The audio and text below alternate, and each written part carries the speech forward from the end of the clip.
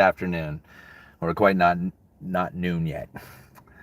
Let's see here. What am I doing today? It's a beautiful day. Going to do this live stream for a little while, and then we are going to hang around, I believe, Sunday Market for the afternoon.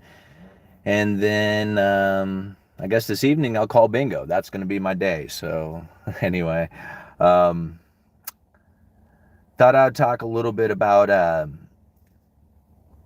these articles that I have been coming across. Sometimes, it's kind of funny. Like, you end up becoming disconnected, even though it's all happening like right in front of you. Like, a lot of times I see how people who have money, or at least have like a decent cash flow where they don't worry about money, like they may not have it, but they have like access to it or something like that.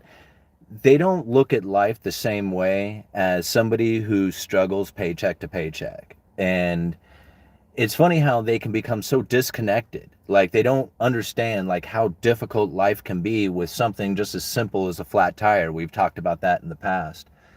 And how like a flat tire can just be this like overwhelming, like stressful event, because with the flat tire you're not going to be able to make it to work. People who have money, or who have at least access to money, don't really think about that as being like a terribly stressful event, more of just kind of like an inconvenience. And so they end up becoming like disconnected, and that's a big problem for a lot of people. Well, I ended up having this same kind of disconnection when it comes to being single. Like, I got married when I was like young. I mean, I got with my wife when we were 18. We were still in high school. We got married a few years later, and we've been together ever since. So it's like, to me, I don't like have the same idea of what it's like to have like this single life, or to live in a single like kind of life kind of thing. I just don't get it. Like, I have a hard time wrapping my head around that. And so I start finding these articles where there's this rise of lonely men, like a huge rise in a matter of it. And I'm coming across this article. I believe I left it down in the description for you guys. It's a Psychology Today article talking about this very thing. And if I remember right, from some of the other articles I was reading on this as well, the men between 18 and 35 who are not sexually active is like 28%. And I thought to myself, man, there's that many men out there who are not, like, I mean, that's your prime time, like 18 to 35, right? And they're not involved in this, in this sort of this activity, with women. And I thought to myself, man, how is like again, I have a hard time wrapping my head around this, just simply because I just don't know. I mean, I've been married my whole life, right? So I thought about, like, what is the economic impacts of something like this? Like, if there is this movement of men who are not getting married or not starting families, and there's a lot of reasonings for this. I mean, we find it from all kinds of directions, whether it's the societal, like, impact on men themselves and their behaviors. Like, you got this idea of toxic masculinity, or, the rise of, like, the feminist movements or something like that, where, you don't behave like men anymore. You're not supposed to open doors or do stuff like that. And, like, men don't know how to behave like they're supposed to anymore. Like, for me, it's easy. I treat my wife with the respect that I believe that she wants, and that she treats me with the respect that I want. And it's pretty easy going for the two of us. We've been friends our whole life, and I think that's probably going to continue. I mean, I don't understand like this, like, you need to behave in certain fashions. We just understand each other, and that's how we behave. So again, like, I'm lost on that whole concept of stuff. But I got to thinking, okay, so what's the economic impact of this? I mean, if men don't get married, what ends up happening, right? Because according to the Federal Reserve, and if you go and you look at that article I leave by from the Federal Reserve, that link, you're going to find that it doesn't really matter if you're a woman and you're married or single. You're going to earn about the same amount of money. Now, don't get me wrong, women with degrees are probably going to earn a whole lot more money than if they don't have degrees. Like, I understand that whole thing, because there's a lot more women getting degrees now, and men dropping out of college, or not, actually, they'll enroll but not actually, complete. They just don't get that degree. And there's this movement of that. And then obviously if you're a woman with a degree and earning more money, you're not going to want to like marry down, you know. So there's that whole thing going on.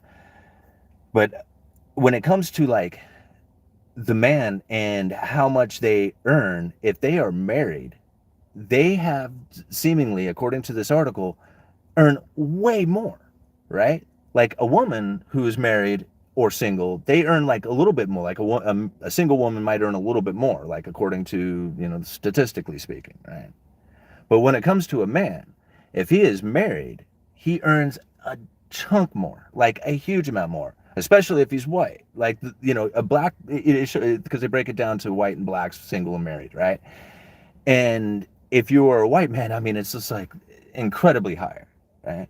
But if you're single, whether you're married or not a woman, I mean, married or not, and you're a woman, it doesn't really change how much you earn. So it really makes a difference if a man is married. And I thought, why? Like, what is it that's going on inside of a man that gets him to earn so much more money if he's married, right? And so I got to thinking, I was talking with my wife about this, right? And I think probably like one of the things is like distraction, right? You know, I mean, if you're a single dude, like, you know, you're probably on the hunt, right? So you're thinking of all these things that you could do to try and attract a woman. But if you're married, you're not like thinking that way. You're thinking more towards the family and how to strengthen the family and provide for the family. And you're doing things that are more authentic and, you know, therefore worthy. You have like more of a worthy goal going, right? So when you have these worthy goals, then the energy that you put out from these worthy goals ends up doing a lot better. So there's the distraction to it, right? But then there's also like the synergy that comes from having two people. And this is something that thought was kind of interesting when I was talking with my wife about it. Because like I thought, well, when people are married, like what if it doesn't matter? Like if you like the person or not? What if you are married and you are in that relationship, would you still be making that same amount of money? Would you still earn more money just simply being married, whether you're happy about it or not? And so I thought about, okay, well, maybe it's the, like, what do you think about arranged marriages? And if this arranged marriage would be more beneficial to the people through that synergy that could happen, even if they're not necessarily happy with each other, right? Because I've been like, and I think about this because like I've been on job sites where, you know, maybe you'll have like two guys who don't necessarily get along, but yet the work that they perform is really good. Like they're really efficient. They do a good, you know, they can do a good job, but yet personally they don't necessarily like each other. Like I've been in situations like that before or seen it happen. So like just that synergy, the thing that happens between two people. So when you have people who are married, the idea behind it, just that, like you can put out more production within, you know, that couple relationship than you could if you were just an individual. So I think about that in a lot of ways. Hold on one second. I need to put this.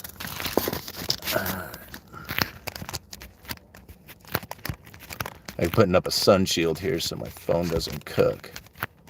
It's kind of an odd topic to bring up today, isn't it? But I think it's an important one, you know? I mean, I think that there's a lot going on right now inside of, boy, that thing it just seems like it's going to fall.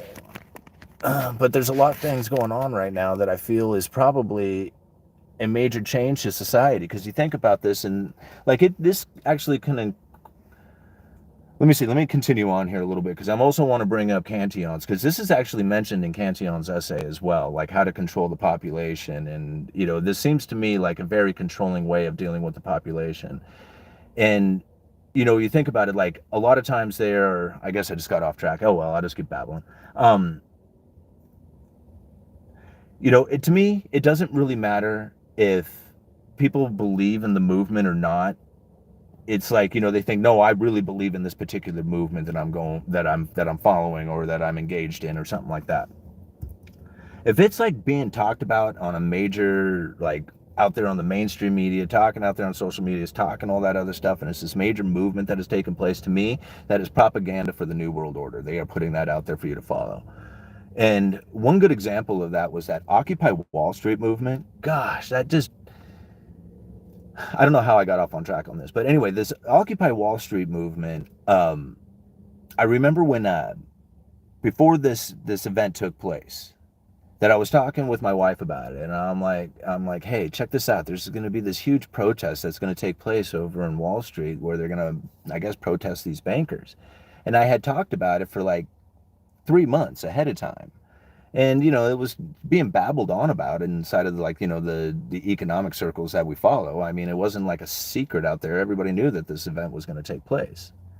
But then soon as the protest started, all of a sudden the news, the mainstream media is out there saying, look at this spontaneous protest that's taking place on Wall Street. And then it starts spreading to all the other cities around. And I'm like, this is not spontaneous. This was planned. I mean, this was definitely planned. And all the things that came from that were obviously planned as well. And so I believe it came back all the way down to, what was it, a online publication, what was it, Chartbusters or something from, hey, thank you for the super chat. I'll go back and look at that here in just a second. I believe it went all the way back to like a George Soros thing that had actually pushed that movement up into existence. And man, when it got here to Portland, like I remember all these hippies running down there to go protest the damn Occupy whatever movements that they were getting into. And I thought to myself, man, you guys are just falling right into this stuff, into this trap. And, of course, they started tracking all their cell phones and everything that came from that. Okay, sorry I went off track on that. But getting back to why is it that men who are married earn so much more money? Now, this is the number one reason why I think this is the case. Why you will find that married men are going to earn more money than anybody else, or than the rest of the people within the demographics. And again, I'll leave links down in the description for you guys to go and check out. And I think the number one is commitment. And this is probably one of the number one things that I don't think enough people give credit to. Commitment is something that it's like we should do a video. In fact, I might do that someday if it's not this one right now, is to do a video on what is commitment. Because commitment is a very questionable thing. Like the definition, I even wrote it down here. It's the state or quality to be dedicated to a cause or activity, or a person, right? That's a commitment. To be dedicated to the state or quality to be dedicated to the cause of. Now, the second is a very interesting definition. It's an engagement or an obligation to restrict freedom of action. And now that's, to me, is truly like what a commitment is. It's a restriction of freedom, right? That's really what it comes down to. And for that restriction of freedom, you get a reward for that, right? So just like anything else, you have, freedom and security, right? Anybody who gives up freedom for security deserves neither and loses both. Well, something very similar can happen with a commitment too. Right? Because you think about it, if you are losing your freedom, whether by choice or not, you are committed to the cause. Think about that for just a second. Okay? We have to relinquish our freedoms for just a moment, right? Because of this greater threat that we have going on. Right?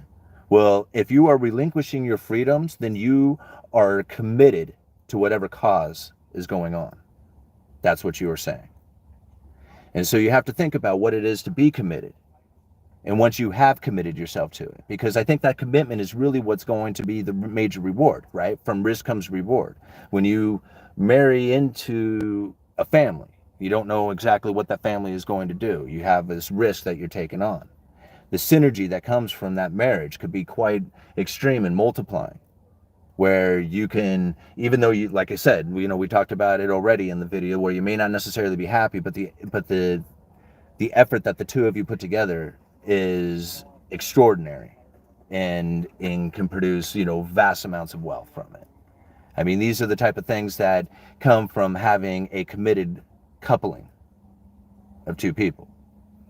So that's the reason why I think that probably you're going to end up finding that married men are going to end up earning more money, is because they're committed to it. They're committed to showing up every day. If they have kids, they are committed to making sure that those kids get food. And so it doesn't matter how, crappy they feel or how upset they are or anything else that's going on in their life. They're committed to this and they're going to do it no matter what. And for that, they're rewarded, right? The job appreciates that they'll show up no matter what. And it's not necessarily that the guy is committed to the job. He's committed to the life, to the family, to the woman, to the kids. right? He could walk, I mean, you'd probably find that most men would probably prefer to just go fishing every day and not stress about having to go to work. That would truly be like something that would make them happy. But having a responsibility of a family and the reward that you get from it is so much greater, and it's worth the risk. It's worth it to them, and that's why they're committed to the cause. You know, it's not it's not a secret that men will go far beyond anything that anybody would have ever imagined. You think about it, like a good example of this is the Coral Castle down in Florida. I can't remember the guy's name offhand, but there's this old man down there, right, who cut this huge slabs of coral up, right, and made this castle out of it. And he built this huge castle out of this stuff, and he was just this frail little old man. And they asked him, was like, man, why'd you do this? Right? Why'd you build this big old thing? He said he did it for his sweet 16, right? This insane dude who had this attachment issues, who couldn't figure out how to, like, move on out of his life, fell in love with this lady and thought that if he could build this castle for her, that she would come and be with him, right? It's not so much the mental issues that the guy had, it's that the power within him and what he could do. He cut this coral up and made this castle, and he was like 90 pounds. The guy was an extreme, right? He was an extreme case of it. But that's the type of stuff that men will do if they have that drive within them. If they have like this idea that they are committed to an idea or something. This is the type of stuff that they'll pull off, I mean, it's sad that there's this huge stigma that takes place in this world today, and it's quite unfortunate too that men don't talk, right? I mean, there's this idea that they're supposed to be super strong and not show emotion and not do any of that stuff, and then they end up with all these mental issues, and their wives leave them, and they wonder how come it is that they work so damn hard to try and provide for the family, and then they get divorced when they're older on, and they find themselves sitting down at a strip club and not enjoying themselves because they don't know how to enjoy themselves, because they were never out there engaging in communications with people that actually talked about their emotions. This is the type of stuff that they experience, but they were committed. Right? They were committed to the cause, and they'll earn a lot of money for it. Anyway, I should start talking. What was that super chat? What did you say up there? Pretty interesting talk today, right, guys? All right. Thank you, Pangolin, for the, what is that, from New Zealand, the 20? Thank you so much for that. It says, hey, Simon, in a live stream the other day, I said low IQ chat. That was the tinfoil hatters in the chat, not you. Love your work, my man. Oh, okay, brother. I don't take too much offense to it. Sometimes, like, I act like I'm thin-skinned about it, but for the most part, guys, you know me, that, I mean, I get a lot of trolls in here, and it's not that big deal. Hey, Lord Humongous, thank you so much for the $25. Really appreciate that. All right, this is a great topic. Yeah, thank you. I appreciate it. Marriage is a business for women.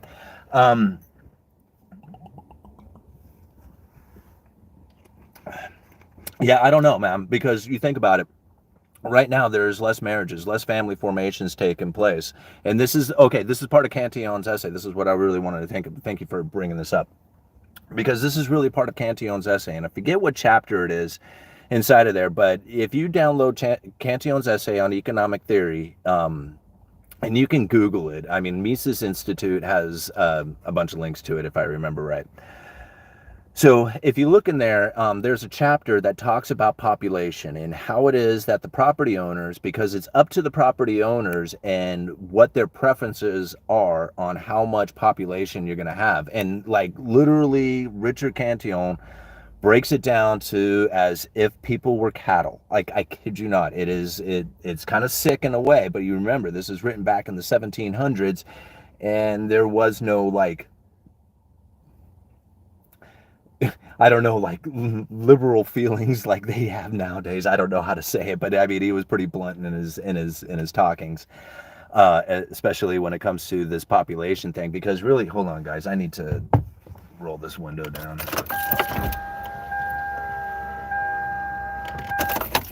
Because really, what he talks about is that if you need more people within the economy, right, within your land, within your area. he talks about it like he kind of breaks it down into like these different regions and talks about like China and talks about different areas. But I think a good example of it was when he talked about like this Burgundy wine, right? This particular alcohol coming from this particular region, right? And they found that the transportation of getting this particular alcohol to the city where the property owner actually lived was more expensive than the product itself. Right? But then you also have to think, so there's going to be transportation issues that go in with that. So with this transportation issues mean that you need wagon makers and people who deal with horses and fields for the horses, and then you need people who know how to deal with all this stuff. And so you have to have like this particular population to it. It may need to be of certain size. Well, then say you switch that over and it doesn't need to be like this like transportation and winemaking that you got going on, but maybe instead it's going to be something that you're going to need a lot more population for. Maybe it's going to be a lot more growing of vegetation or vegetables and stuff like that. So you need more population to come in and handle this kind of thing. I'm just kind of assuming or just making like, a case for it. But in that case, then you have to provide a situation or an environment in which that people would be willing to start families with. And you have to think about that. This is written back in the 1700s that he wrote this. Well, just recently we have heard from China on how they want to try and lower the property prices over there to try and start some family formations because they have a lack of population growth taking place. So the only way to really get family formation to happen is to drop the property prices. If you can drop the property prices, most likely people will buy homes. If they buy homes, you'll buy them with that synergy and that symbiotic relationship that you have with the partner, and you'll get into that homes. And when you put, boy and a girl in a room long enough together, what ends up happening? Children, right? So anyway, that's how you end up getting population growth, is by lowering the property prices. At least that's the idea that China was, conceptualizing a few months ago. And what do we see happening with the property prices? They're coming down. All right. What is high body count to you? I don't know. Okay, triple digits. Let's see here. Look into Robert Sapolsky and Stanford University. He explains mate distribution in the Sapiens. There is no stopping what is happening and what men are getting pushed through. Marriage is supposed to be a sacred joining of man and woman. Like all things today, there is no respect nor reverence for higher moral virtuous principles. It's all relative, as the hippies would say. Yeah, see, this is, I don't know. I'll just get a pod. Feminism was a way to increase tax base. It's going to be true for you, Bebo. All right, most women come with another man's child. Marriage is a scam like the Federal Reserve. Okay, my friends, hit the likes button. Yeah, well, I mean, it's just like, hi, UE, hit the likes. I don't, okay. I just think about it. It's like, it's just a matter of the statistics, right? I mean, you just look at the stats. Just take a look at that Federal Reserve article that I leave down there and look at the wage difference. It's like extreme. It's like extremely different. And I mean, whether it's just society that gives white married men a better shot at it, they give them the job, give them the raises, give them the opportunities, give them all the stuff, whatever. Society is definitely smashing them in the face right now, telling them that they shouldn't be behaving in ways that they have always behaved. Like, I don't know, like this whole toxic masculinity thing. Like, I'm still trying to figure that one out. Like, how far do you push it to be like, I mean, is opening a door for a woman toxic masculinity? I mean, is that really what it is? I offer to carry baggage out. Like, okay, so I work customer service. Okay. It is in my nature to offer to do carry out service. If a little old lady comes in and she is buying a paint and paint rollers, I will carry the paint and paint rollers out for her. Unless I have like a bunch of customers, and I'll let her carry it out. But if I have the opportunity to carry out, I will do it. And I will offer to just about anybody. Like if, somebody comes in with 2 boxes of nails, I'll offer to carry one of the boxes of nails. It doesn't matter if it's a little old lady or not. I mean, that's just part of being just like polite, right? And so when you have like this overly politeness, maybe it's just me as an individual who wants to do that.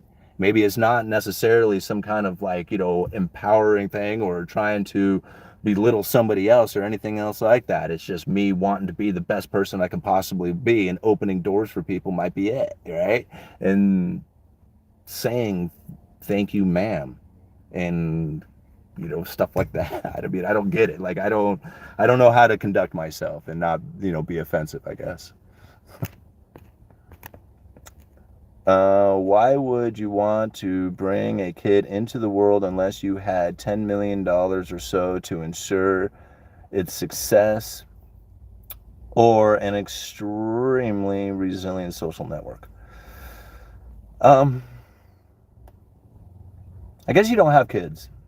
If you had kids, you probably wouldn't say it like that. Having kids is probably one of the coolest things in life.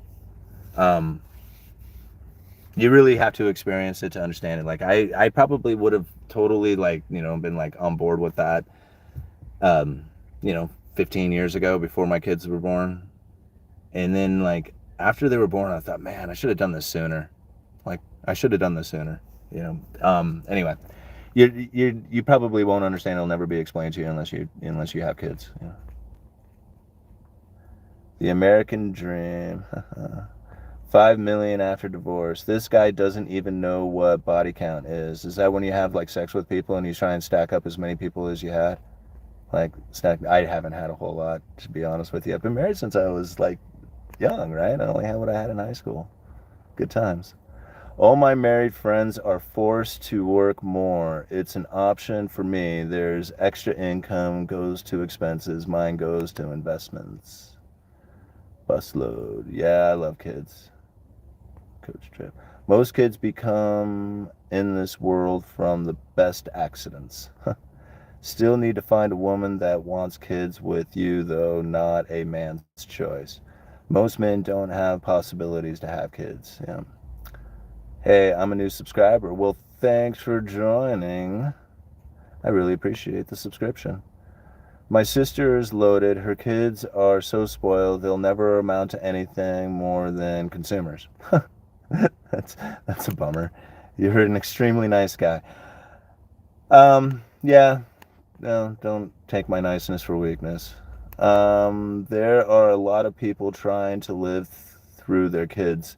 Yeah, that's quite unfortunate, and that's like a lot of things like I've seen in the past. People have pushed their kids and then pushed them to the point that they're just so resentful of their parents for things. Um, and of course, I've seen it on the opposite end too. They've like been ignored, their whole life. But I really try to let my kids like kind of follow the path that they want to go.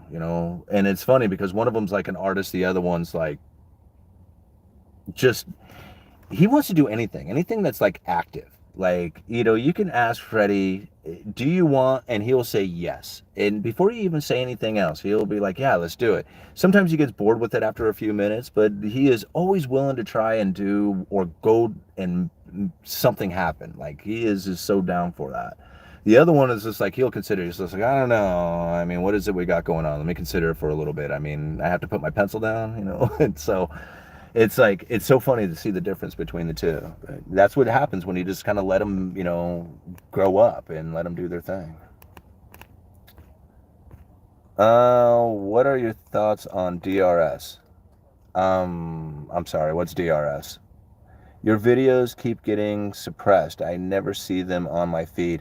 Yeah, you're not the first person to tell me that. And I see it happening with my subscriptions. Like, I'll see like blocks of subscriptions gonna drop off. And I figured that it was like YouTube and like maybe a bot situation where they were getting rid of like, these bots. But now I wonder if it's just like, I don't know, them just like knocking out a bunch of subscribers. Because people tell me all the time they get unsubscribed. Education got destroyed by Jimmy Carter in the 1970s. The peanut farmer. Yeah. The only thing I really think about like the Carter administration is those Carter bonds. When he was like during the Carter administration, the Treasury was issuing out Treasury bonds that were due in German marks and Swiss francs, so that people would actually buy them at a decent interest rate. It's kind of a neat thing in history to think about, because like, that same situation is taking place right now, only on the opposite end. with foreign countries who are issuing out debt in dollars. Like, they have borrowed money in US dollars and they're doing US dollars, and it's creating a huge problem. In fact, I was going to do a video on that. I got a nice article from the Wall Street Journal talking about that very thing. It's the sovereign debt crisis that I've been talking about. It's going to lead into a corporate debt crisis as well. Those two are going to combine to come down. But we're talking about married men earning more money. Hey, right on. Thank you so much, Boris, for the 25. Where's HRK? Where's that from? I want to get married as soon as possible. Well, there's something interesting. Like, as I was doing a little bit of this research over the last few weeks, ever since I found that Psychology Today article, and I was trying to wrap my head around this whole thing, since, like I said, I'm so disconnected from the whole idea of it, I came across a couple of, not only some really good articles, but then I came across a couple of YouTubers. Um, One of them's like, I can't remember their names. Actually, no, I do remember. The dating coach, it's a female dating coach, and her name's Marnie, and she does really good. She has some really good like how to meet women, how to talk to women kind of thing. And I thought, man, this is the type of stuff that people who are lonely, like lonely men looking for a woman, this is the type of stuff that they need to listen to, is to have this woman explain to him what it is that a man wants, because, or not a man, what a man needs to do, because to figure out what a woman wants. And it's funny because when I read this article, I went around and I asked like a bunch of guys, and I'm like, what is it that you think that a woman wants in a man, right? And I asked men and women the same question, and I just kind of asked them personally. I was just like, well, what do you think, right? And it is so amazing on how many men, because a lot of them were married that I asked, so it doesn't really count, right? But it was amazing on how many men just did not even know how to even start to answer the questions. And like in their heads, all of them said the same thing to themselves: money and good looks, right? And a couple of them actually said that. But when I went around and I asked women about it, I was just like, okay, so what is it that you want to find attractive in a man? And it was amazing on how many of them said humor. Like they wanted a humorous person in their life. And now, according to like some of the things that I was reading and kind of discussing with other people, is that it seems to be assertive. Women want a man that's assertive. And that's not a surprise, right? They want somebody who's going to take care of business and, and not screw around. And so that's not a surprise that that's probably the most attractive thing within a man to a woman, is somebody who's assertive. And it's kind of funny because when I was having this discussion with somebody, they were telling me a story, and like one of the best stories of masculine assertiveness came from a lesbian, right? And it was so funny to hear this story too. And that, anyway, what happened was that they were sitting around at a bar. There was a group of four of them, and one of them at this table is, very masculine female, and, is humorous and very social and, engaging with everybody. And the four of them were sitting there. Well, this guy comes up to him who kind of knows the crowd, and he was trying to engage with these women, but they weren't having it. He's kind of drunk, and he wasn't like, being very like social, funny, or engaging in the way that they wanted to, have him included in their group. So they were trying to blow him off. And I guess they had given him like the third notice, like, hey, we're not interested in your company right here. And I guess this little girl, not little girl, but this lesbian girl stands up and is like, listen, dude, we have already told you 3 times that we're not interested in your company. It's time for you to move on now, right? And like all the rest of them appreciated it so much. They were all like, oh, we love you so much, right? That I just like love this story when I heard about it. It was like, because most men wouldn't even have attempted to do something like this little girl did, who was sitting in the corner of this table. And so I think about it, it was just like, that's the type of behavior that most men don't exude to actually be attractive to a woman, is something just like that, right? They think it's like, trying to be cocky, trying to buy drinks, trying to be, funny and good looking or whatever, and provide the money, but it's not. It's just being assertive and just being, confident in who you are and what you're doing. And it's funny that girl gave a lesson in it. Anyway, Lord Humongous, thank you so much again for the $25, man. You are very generous. Thank you so much. All right. Thoughts on DRS? You guys said it again. Okay, wait a minute. Somebody tell me what DRS is. Oh, here we go. Direct resignation. Jesus. I have a hard time speaking sometimes. It's amazing that you guys even follow me on this channel when I can't even speak the English language. I've said it before. All right. Direct All right. Registration system. Stock you buy aren't in your name and are in the books under your broker. DRS your shares to have them in your name so funny stuff happens and the market crash happens. I don't know. I'm gonna have to think about that. We're not talking about that today. We're talking about how married men make more money than anybody else. Alright. I'm a quadrillionaire, don't tell Jerome Powell. Yeah. So it makes me think, like, what if you married, like, a bunch of women? Like, would that make you just like super rich? Alright. Is this after she became single mom or after she put herself 1 million in student loan debt expecting some man to bail her out? Well, considering that like the family formation and people getting married and stuff like that isn't taking place, I would assume that she like I said, like most women seem to be, not most women, I shouldn't say that. How do I put this? The people who are getting degrees now are mostly women, are mostly female. And because of that higher income that you get from having a degree, not necessarily you're going to get one, but because of that, most likely you're not going to want to do any kind of permanent hookup with anybody who is not earning as least as much as you are. Most likely you would want to get with somebody who is earning more. Not saying that you wouldn't get with somebody for a short time or just be with them, but just saying that, for any kind of long-term marriage kind of aspect of it, if you have female like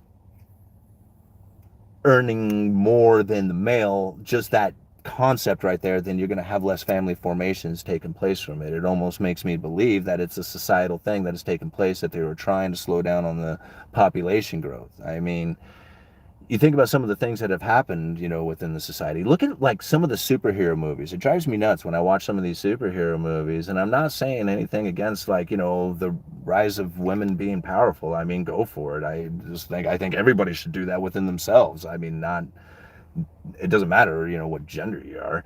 But, when I look at some of these things, it's just like, there was a time when movies were kind of geared the same way, right? You had like a superhero of some sort, right? And he has to go through an immense amount of risk of some sort, right? You gotta fight the dragon, take on the enemy, do whatever, and then the reward for it was saving a female's life, right? I mean, it was just like, this is what you did. Like, you totally, like, provided her with a more of an existence because she was going to die if you didn't do what you did, and you risked your life to do it, and then you get rewarded by having this. This was like the typical movie that you find out there, and now that scene doesn't take place. It's like, it's not even about that anymore.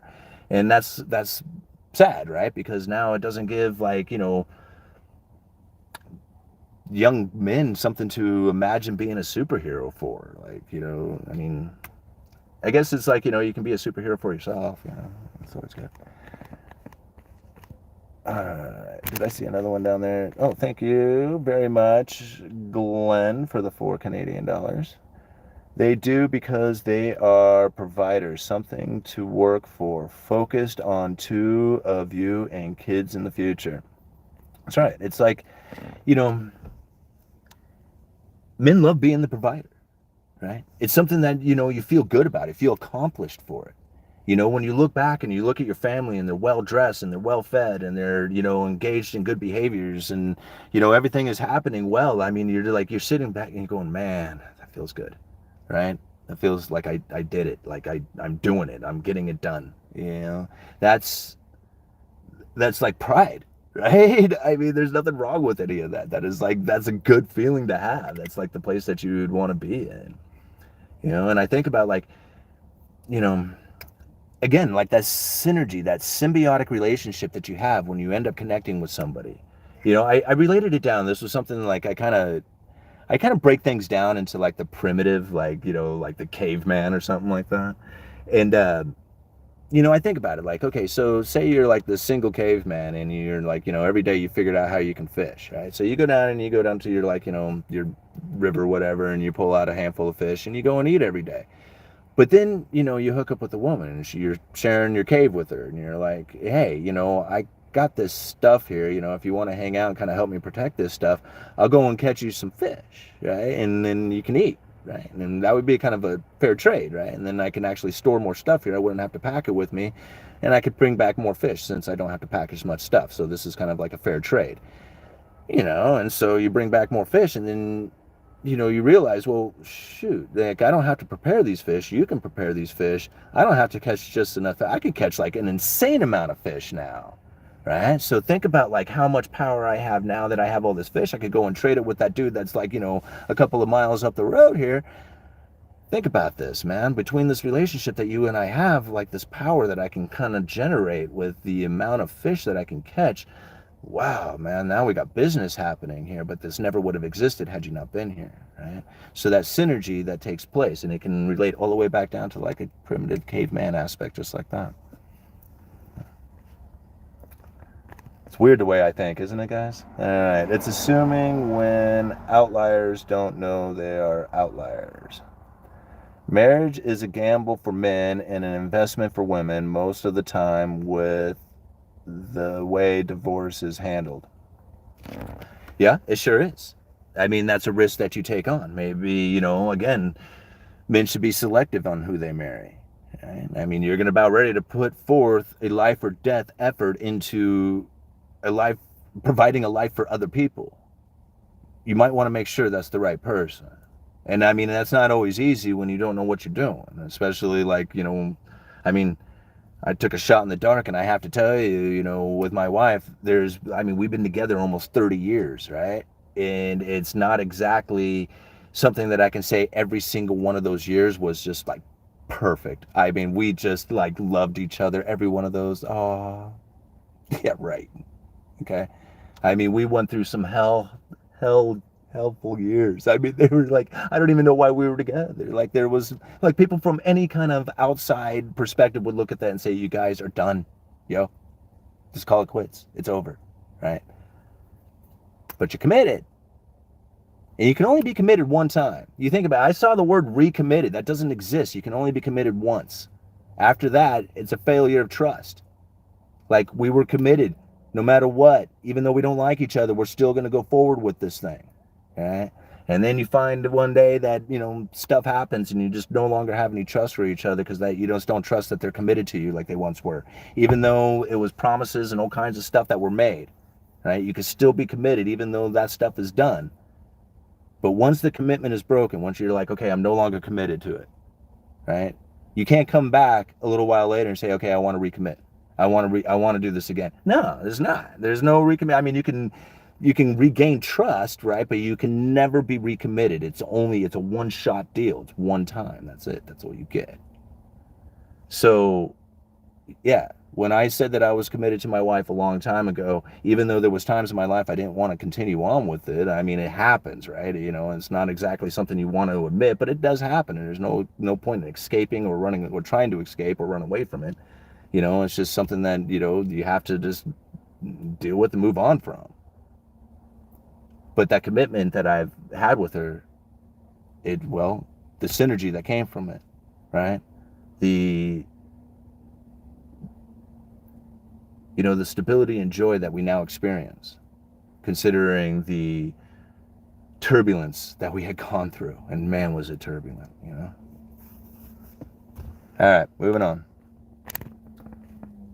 I have the best wife, I too, 3 times before I found the one. We both are a team. Yeah, it happens, I mean, don't get me wrong. I'm not saying that, mistakes don't happen and that, there's times that you just eventually have to call it quits and move on from it. I mean, it's just the way it is. I mean, most people I know are divorced or have been divorced. Very few people that I know that have been on as long as my wife and I have been. I mean, we are a very rare breed. And thank you, Marvin, for the $2. Coral Castle. That's it. Coral Castle down there in Florida. You know, that you should read up on that. I mean, that was one incredible story that this guy had done. I mean, and to think about it, like I think about the motivation behind some stuff, like some of the things that motivated me, you know, because I was, you know, knowing that I had like no other choice, you know, to try and get something done. Like I was in a bad spot, deep in debt, no way of like, look at the chart. Take a look at that chart of how much money you're going to earn by the time you're 40 and then how much you're going to earn by the time you're 60. It doesn't increase any. By the time you're 40, that's what you're going to be earning. If you're earning an hourly wage, don't expect a whole lot more after that. That's it, right?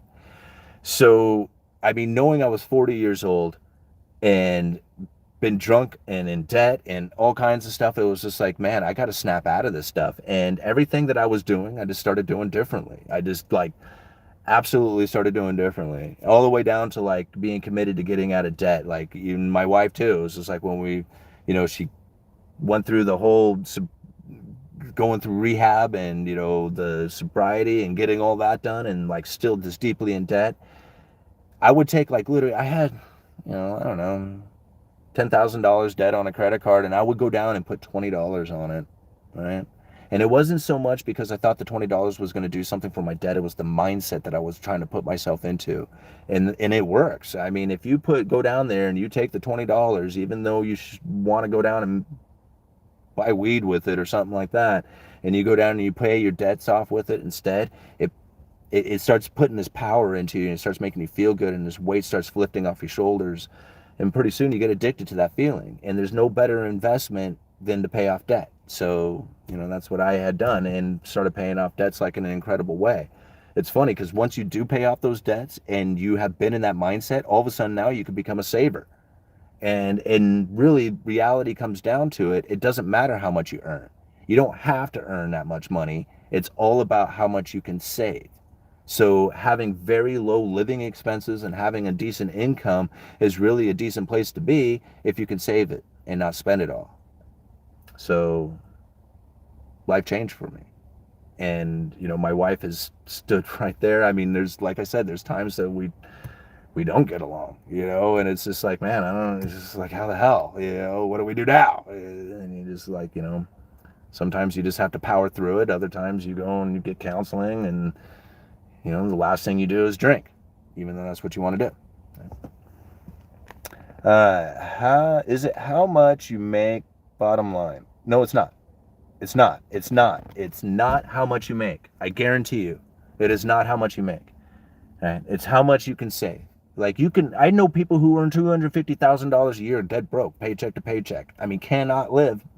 Like, it blows me away, and I'm like, how could you possibly be broke making that much money? Like, they have a decent life, they have a house and cars, and they have all the stuff, right? But they don't. It's just incredible to me, you know. I mean, I drive this old car, this old $500 car that I bought like 2.5 years ago. I buy this thing so I don't have a debt, so I don't have a car payment to it. I mean, I would love to be driving that badass Camaro, and someday I will be driving that badass Camaro, but until I am driving it, driving this $500 car is just fine by me. I do not have enough status to get into something that is more expensive or whatever. I don't need to look that good. I mean, I think my wife thinks I look just fine in this Toyota, right? I mean, who am I going to impress with it, right? The $500 car is worth more than $500. I mean, yeah. I mean, I think about it. It's just like I was listening to this guy who spent more than $500 on the tire on his truck. And I thought, my God, I didn't even spend that much on my whole car. I've been driving it for 2 years, and he did that on one tire. It cost him $2,000 just to drive around on the tires. I mean, my truck and my car cost me $1,700. I paid $1,200 for that S10. Right? I'm $1,700 into my vehicles. If this one breaks down, I have a backup, and I'll keep my eye out for another $1,200 vehicle at some point.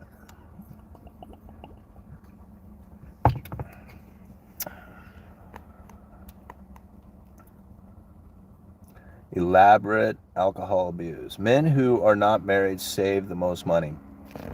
Yeah, I can see where that can happen, but they don't earn the most. There's a difference, right? So, and again, it doesn't really matter how much you earn. So if you're not a married man and you don't really want to be and you enjoy that single life, because I could totally see where that, like, take it from somebody who's never really had a single life, I could see where that would be quite a fun experience to have. But, being dedicated and committed to a family is a pretty good one as well. So anyway, it doesn't really matter how much you earn. So if you're in that position, it's more about how much you save. And if you are a single person who is enjoying that, probably because you're enjoying it because you're dating and hanging out with a lot of people, you're probably spending your money doing that. And so therefore you don't have any money anyway. So I don't know what to say. Earning money is a very tricky business. And if you want to earn the most money per hour, you have to get married, right? That's just the way it is. And I mean, whether it's being married that gets you to earn the most money or earning more money gets you married. I don't know. All right, single is the way for a thinking man. Um, yeah, I mean, don't get me wrong. I'm not trying. My brother, my brother's been single his whole life, and he's done quite well. I mean, he has a decent paying job. He travels the world. He does scuba diving like tours and stuff like that. So that's kind of like his kick. He has a good social life. I mean, he's older than I am, and I don't know what to say. I mean, there's times you can tell that he's probably lonely and wishes that he had like a family and people around and stuff like that.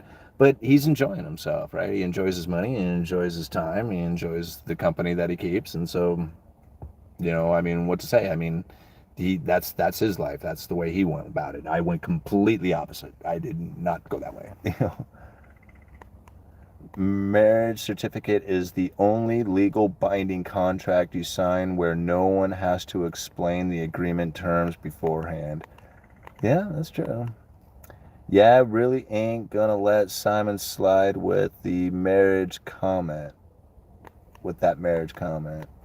Which one's the girl I'm dating is getting her PhD and won't make money until she's 30. We are both 25 and currently working and making 65,000 a year, I guess. I've been looking for that one, haven't been able to find it. Should I be worries? If you get married, do it outside the US. You know, I mean, you don't have to get married, right? I mean, it's just like you're saying, it's just a contract. Really, ultimately, it's a contract between two corporate, you know, signatures. Really, is what it comes down to. Um, you can just call the commitment to yourself, right, and live the life, and that's the same. Like it's not a matter of legally binding yourself. I mean, that's one thing. And I mean, it shows that there's other legal things that you can do as far as like tax purposes and other things like that. I mean, there's certain legal things that happen, but like down personally, morally, ethically, stuff like that, that signature doesn't really matter, right?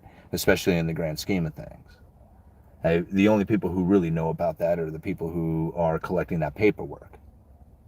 The people that you say, like you can just verbally just say, this is my wife, and you can truly believe it.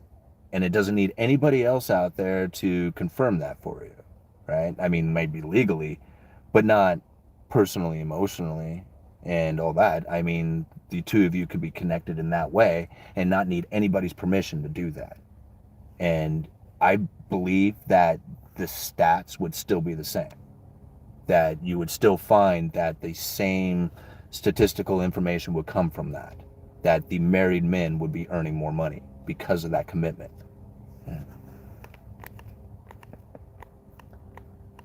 Get married in a church and do not file with the state. Yeah, and that's exactly what I'm saying. Totally. All right. And I mean, I'm not saying that people should do that. Do whatever you want. I mean, I mean, I'm legally married, and have been for a long time. Always ask for the contract when in court. Marriage is between you and her and the government. Um, yeah, it depends on what kind of marriage you're talking about. Women want a state marriage contract because if they break it, they know they'll benefit from it. Women are the ones who benefit more. Just look at who suffered the most during the lockdown. Single moms were most at rush of eviction. Women are attracted to men with mo money and mo money. Yeah, then your spouse can't be on your insurance. I've drank Royal Crown Cola. 2008 Audi A5, love it.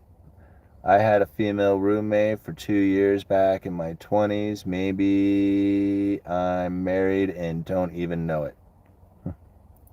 Much of what you are talking about is modern affection. When I was a kid, there was a common law marriage, which forced you into those responsibilities.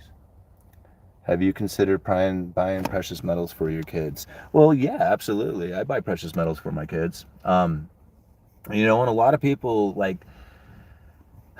get me misunderstand me when I talk about like a strengthening dollar. I mean, I wear a hat that says "end the Fed," but yet I talk about the dollar strengthening and how I'm a strong dollar theorist. And it's not because I believe in the Federal Reserve and their cause and their movement and that they're doing the right thing or anything like that. It's just the direction I believe that is going to head. Right? I believe that the dollar is going to get stronger. But now at the same time, if you kind of follow like Brent Johnson and the milkshake theory, there is a situation in which, and I do believe this could take place, there is a situation in which both the dollar and gold can rise at the same time. So being in precious metals during a time when there is going to be a strong dollar is not necessarily a bad move. Like I said, there could be a situation in which that people get so fearful of everything out there, of all currencies, that they start to abandon the idea of getting into the dollar and start moving into gold. Now, at that same time, you have to think, why is it that people are worried? If they are worried, then they're going to go to the safe haven, which is the dollar. So you're going to have a split between people who feel that the dollar is the safe haven or that gold is going to be the safe haven. And that's really where you can find the two of them rising together at the same time, which is something that typically wouldn't happen. You would see like the dollar either strengthen or gold go up in price, right? But not both go up together. And I could see where the world could just be like not just so unsure. Like you could find plenty of people who would be like, nope, I'm totally down for the dollar. And then you can find a bunch of people who are like, man, I am not touching that. I'm going for gold. And right now, we do not see them diving into gold, which gives you a great opportunity to still get into the precious metals, which, from an insurance policy kind of standpoint, is awesome, right? I mean, gold and silver have hardly moved through this whole inflationary scenario that everybody said was going to wipe out the dollar, which I told everybody it wasn't going to happen. But now it gives you this opportunity to get into your insurance policy. Now, I'm not trying to tell you that you need to invest in this stuff. That's not me. That's not what I do. I don't give investment advice. But what I do tell you is what I am doing. And when I buy precious metals, because I do, I'm buying it for an insurance policy. And right now is an awesome time to do it.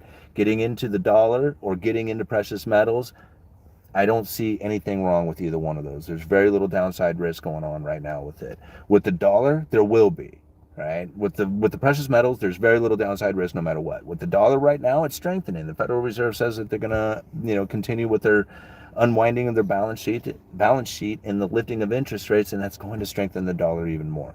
We're going to do a video on this one again because it's happening. The sovereign debt crisis is starting to take place. All right.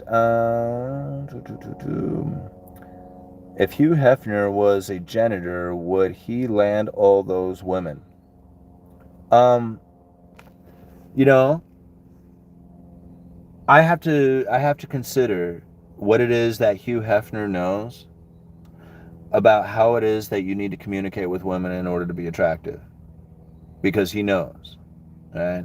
And something that, from an outside perspective, believe me, because I've never been in the dating game, but from an outside perspective, from somebody who's hung out at the bar and watched a lot of things happen, it doesn't really matter. Like, I find women are initially attracted to looks, but really it comes down to the personality of the person that they are engaged with that really does it. And if they have that magnetic personality, that engaging, that, I don't know how to say it, like, I don't know, like that thing that, women are really attracted to, that confidence, that, you know who you are and that you're not screwing around or playing games or anything like that. That's what women are attracted to. And I think Hugh Hefner could probably do that as a janitor. Yeah, I do. Only because I've seen, like, okay, put it this way. There was this, okay, I hope he's not watching. Dude, if you're watching, I'm sorry. I mean no offense to it, but anyway, there was this guy I know, Andy, who was like a bartender who was like this scuzzy kind of dirty dude, right? He didn't really comb his hair or like shave his face or anything like that. But the dude was super hilarious and funny, right? And he was like really confident in himself and kind of like, like a horny little dude, right? But he was like hanging out at a bar with like, women and people and stuff like that. So like that was just kind of like his nature of it. That dude would score so many girls. He would always be hooking up with new girls all the time. And like they just kind of gravitated to him. Even though he was like this dirty, scuzzy kind of guy, he just had this personality that was very magnetic to the women. They just, like I said, they just kind of gravitated to him, and he had like his pick of them all the time. And I can tell you, like now, I don't think he had money ever, like ever had any money. So I don't know what he was doing to like entertain these girls, except for one thing, and they went to him for it. So it's like it doesn't really matter how much more money you have. It doesn't. All right. Good luck asking Hugh. He died a couple of years ago. That's called big pimping, Simon. Yeah. You're talking about me. He lied to them. They love you when you lie to them. Yeah, maybe. I don't know. Maybe he was lying to him. I doubt it. Yeah. Being surrounded by girls makes a dude attractive. Yeah. Yeah, it does matter how much money you have. Lots of exceptions don't make the rule. Um, no, it don't, man. It doesn't, because I've seen some pretty damn lonely dudes right now with money. I mean, I see it. So no, it's not a matter of how much money. Those women are not attracted to these dudes. It doesn't matter how much money they have. They are drunk. They are not engaging. They are not happy people. They are depressed. It doesn't matter how much money they have. They could take them on trips all around the world. It doesn't matter. They are not talking to girls, right? And they're never going to with that attitude.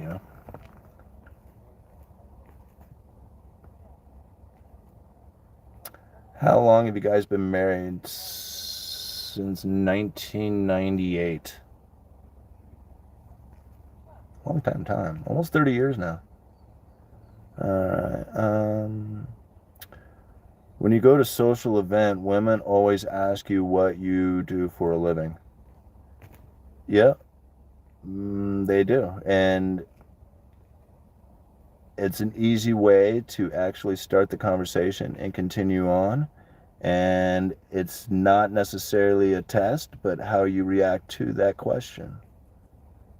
No money, no honey. Yeah, everybody believes that, right? I mean, I'm not saying that some women aren't that way. I mean, there's probably plenty of women out there who are gold digger types and just like, just really just want, guys to take them out to go get dinner, right? And that's all they're ever going to do. I mean, I'm not saying there isn't that type out there. There's probably plenty. But I would assume from the things that I'm reading and in the articles and the stuff that I've found out there, that it really comes down to one thing. Women want a man who is assertive. That's it. Like assertive and clean. That's it. Right? I mean, and an income. And I don't even think it has to be a great income. That's it. Like, be able to take care of themselves.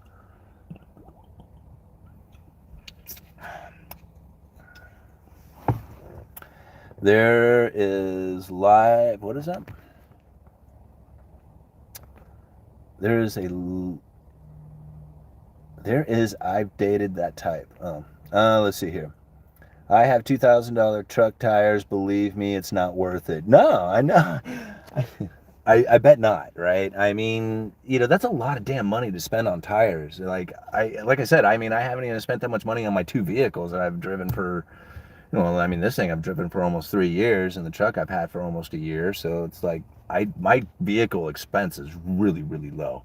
And because of that, I'm able to save money, right? So it's not a matter of how much you earn. Like, I could go buy that brand new Camaro, right? But I get to save all this money because I drive a Toyota Corolla, a 99 Toyota Corolla, no less. All right, that is not what the stats are showing, Simon. Women are complaining there aren't enough men that make more money than them. Yeah, I know. I know, but that's the whole key. It doesn't matter if they complain about it. It's the fact that it's happening, right?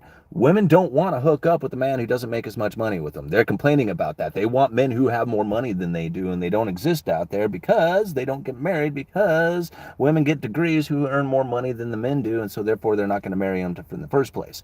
That's what's happening out there. Go and look at that. Go and look at that Federal Reserve chart, right down there in that description. Go look at the link on it, and you can see that it doesn't matter if you're single or married and you're a woman, right? You're going to earn about the same amount. Like, I mean, as life kind of continues on, if you're single, you'll earn a little bit more than if you're married. But for the most part, you're not going to earn that much more. A single man isn't going to earn that much more than a married woman does, right? A single man isn't going to do that much better than any other group out there. But a married white man is going to do far more outstanding than any other class of people, at least in that, study that they did. So it's very little doubt in my mind that it has to come down to commitment, right? They are committed to it, and everybody knows it. And if you can prove that by the longer you've been married and with the family, and the longer you stay at your job, and you are proving that you are committed, you are proving that you are willing to relinquish your freedom for the cause. That's really what you are committed to.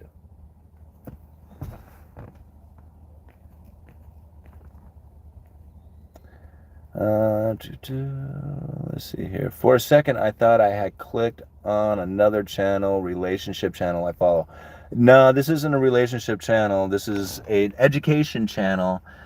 But we do happen to be talking about relationship issues and how that impacts the economy, or at least the amount of money that you earn, whether you're in a relationship or not in one. And so it's quite surprising to me to see like how big that gap was. And knowing that the Federal Reserve was trying to create more wage equality. That's another thing. Think about this. Think about it from that kind of perspective. The Federal Reserve has said that, and even like, government and whatever, like, I don't listen to government anymore, so I just kind of follow what the banking system says. And this is something that they had talked about. Like, they want... Oh, hey, right on, you guys are back. My phone overheated. Sorry about that. So I moved over to the shade. It's awesome to see you back here. I thought I lost you. All right, cool. So I forgot what I was talking about. So what are we talking about? All right. Simping at the hard times at this moment. All right. Real estate will crash, but it will be different in different areas. Yeah, let's talk about real estate for just a minute while we get back on subject again, because, I was just reading another article. A third of cash buyers, right? A third of home sales are still going to cash buyers.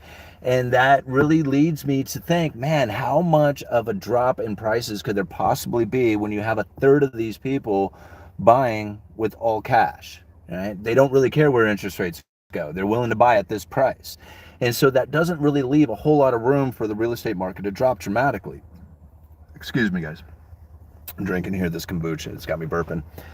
So anyway, with that kind of thing still taking place, it's one of the indicators that I'd look at as far as having support for these home prices. Not saying that that's going to continue, or that that's going to be the eventful thing that's going to support home prices for any kind of timing, or for like, any kind of significant time. But at this point, it seems to do it, right? I mean, there's plenty of cash buyers in the system right now. All right. Oh, it's crashing. Yeah, I mean, it seems to be. It seems to be from a lot of like articles that I'm reading and stuff. But I'm still like still debating whether or not we're seeing a crashing or if we're just seeing like a return to normal. Like things were definitely abnormal in the housing market, but I don't know, like crash, I just don't see it. Not yet anyhow. I mean, it could happen. People who need loans have to pay much more. It's having an effect already. It is. I mean, I don't disagree with that.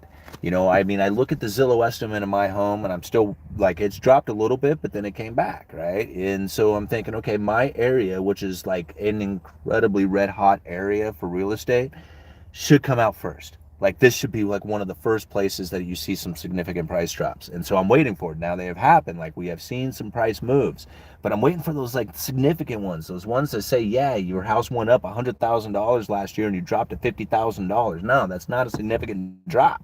Like to me, that's not a significant drop in prices. To me, like I want to see like home prices 50% of what they were listed at before. To me, that would be a significant house price drop. Right? Or I mean, it doesn't have to be that dramatic, but like something like that.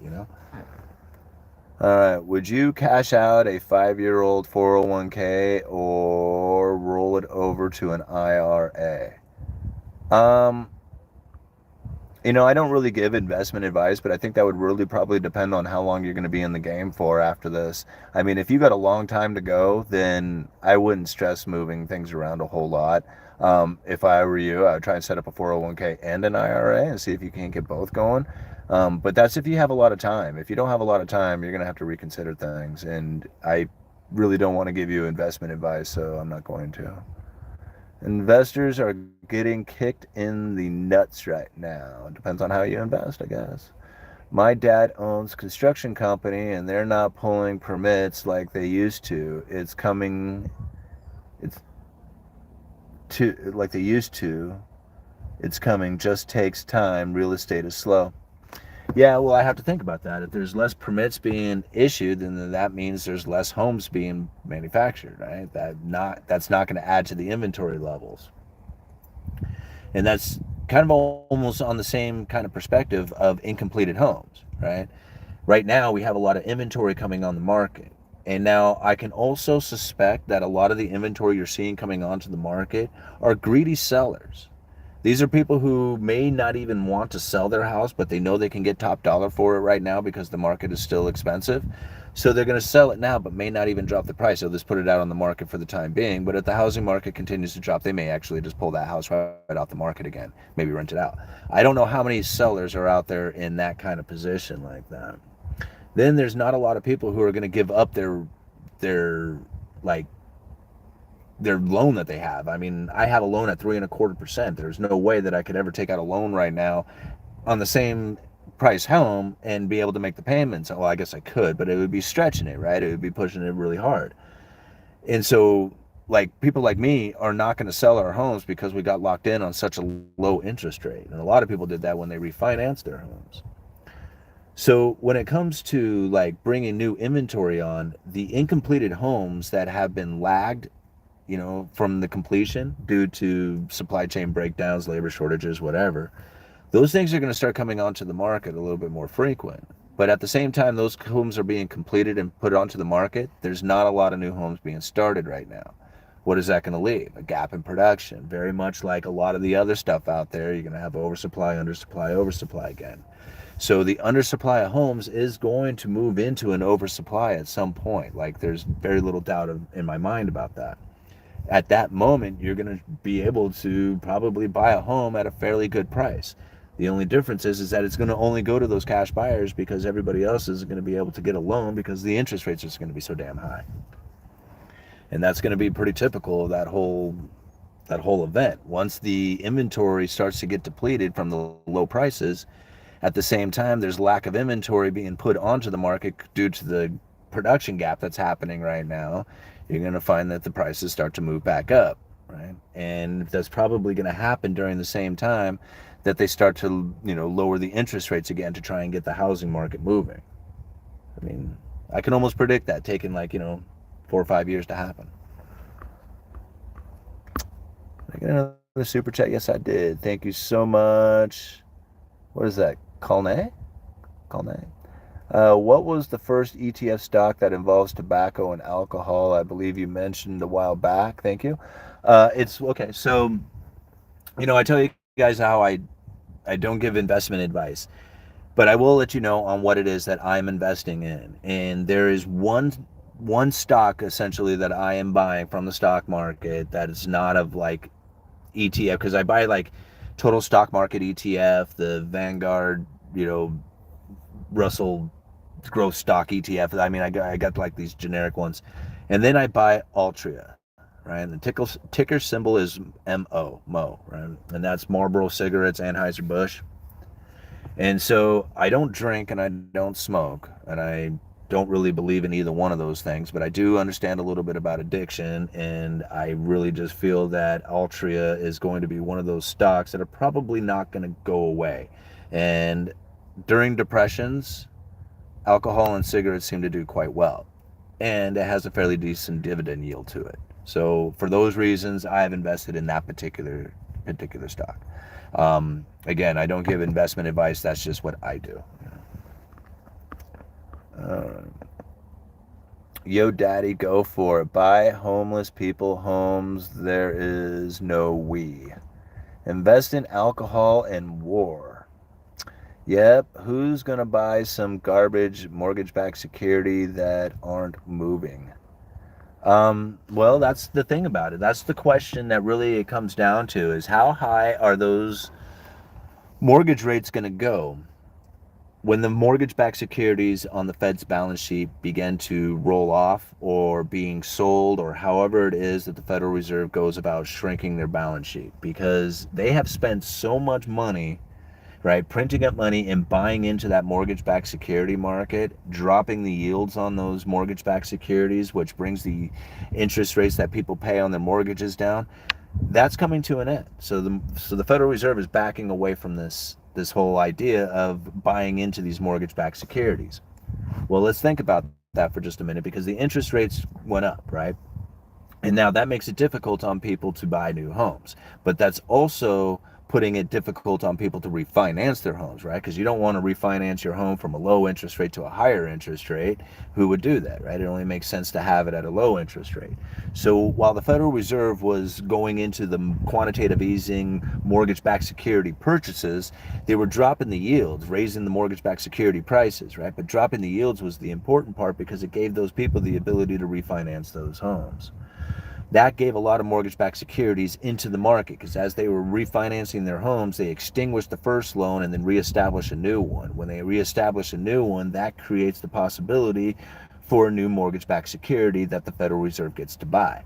Neat little concept for them, as they get to generate pretty much as many mortgage-backed securities as they want, as everybody's out there trying to refinance their interest rates down to a lower one. Now we're in a situation in which that people are no longer refinancing their homes and getting the lower interest rates, so that doesn't produce more loans out there to be put into this mortgage-backed security. Without more loans to be put into a mortgage-backed security, there's less loans out there to be purchased, less mortgage-backed securities to be purchased. And since the Federal Reserve is trying to unwind their balance sheet, not purchase, but unwind it and get rid of them, they're going to start getting rid of those things into less availability out there. And like any other kind of supply and demand, when you have less mortgages being written, right, less mortgages being refinanced, less people buying homes, then you have less mortgage-backed securities for investors to buy. That gives the pool of mortgage-backed securities for investors to buy to shrink, the ability for the Federal Reserve to add to it, that shrinking pool of mortgage-backed securities. Now the investors look down at that and say, hey, holy moly, these mortgage-backed securities are really starting to drop in price, and the yields are starting to rise on them. They're doing, they're paying pretty well. The people who have been buying these things aren't exactly like the toxic, mortgage-backed securities that they once were, like going out to people who really couldn't afford to pay them and stuff. So now the investor looks at these things at a much more quality investment, and they're paying a higher yield to it. So now all of a sudden, the investor is now supporting the mortgage-backed security market, while the Federal Reserve sits back and says, okay, we'll go ahead and continue to unwind our balance sheet. It seems that this interest rate level is being supported by the market. So really, how much higher are the mortgages going to go as far as interest rates when the market is now stepping in saying, hey, we like this yield, we'll buy it at this, right? I mean, they could unload like a lot of it and then really cause a problem, but they're not doing that. They're just like trickling it out there. All right, screwed, but there's a lot of fake advantage of yo daddy big brain. Okay. That's exactly my thinking. What happens when all those pre-COVID leases end? Well, all right, thousands of vacant off-season bed opportunities at Martha's Vine. Yeah, it's kind of funny because I know of quite a few homes that have been sitting empty for a long time, and one of them is actually the home that I was living in, the one that the landlord wanted to put up for sale because he wanted the money and asked me to move out. So I moved out over a year ago, well, going on a year ago because it's almost a year, and the place still hasn't sold yet, still for sale.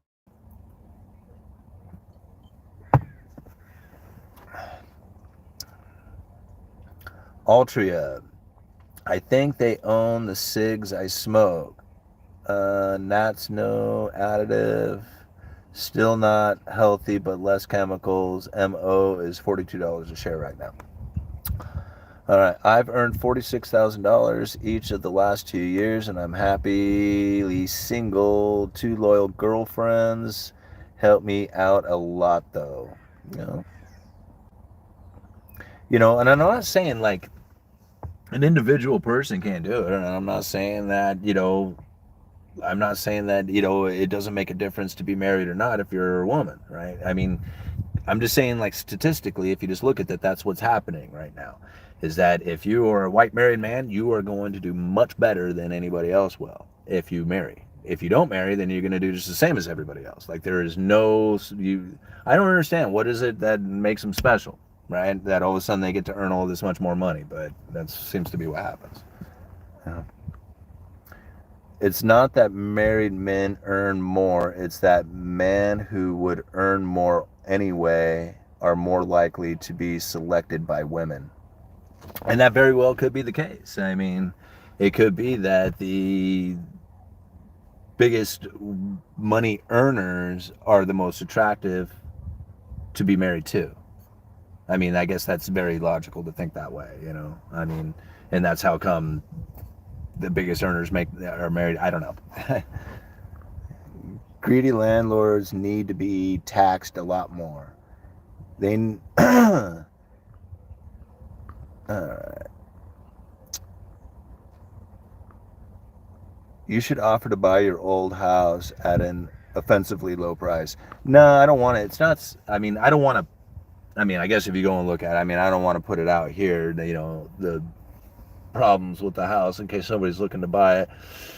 But it's pretty obvious when you have it inspected and look at it. There's a damaged foundation and it's in a really tricky area as far as the location of it. So it's not like it's an easy fix or house to work on. So it's going to be a difficult one to get a loan on. So it's going to have to go to one of those old cash buyers. So I'd imagine that whatever offer that's come through on it, it's going to be like at probably a pretty good deal.